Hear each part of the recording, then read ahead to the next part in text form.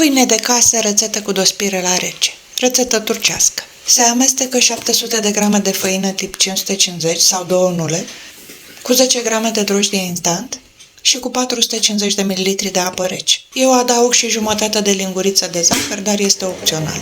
Manual sau la mixer se amestecă doar până se încorporează toate ingredientele.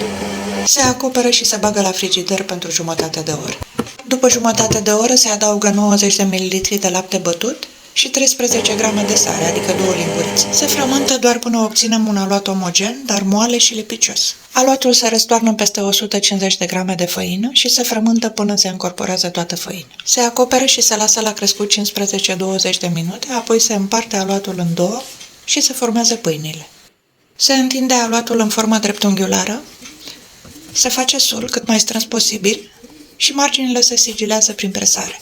Se pun pe hârtie de copt și se acoperă, se lasă la crescut 30 de minute. Tot acum se pornește și cuptorul la temperatură maximă, aproximativ 250 de grade. Pâinile se crestează și se unt cu un amestec făcut dintr-o lingură de făină și 2 linguri de apă.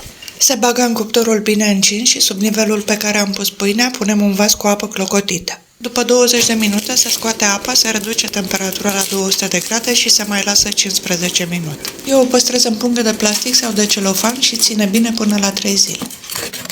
Vă mulțumesc și nu uitați să vă abonați ca să vedeți și alte rețete. Gătiți cu drag!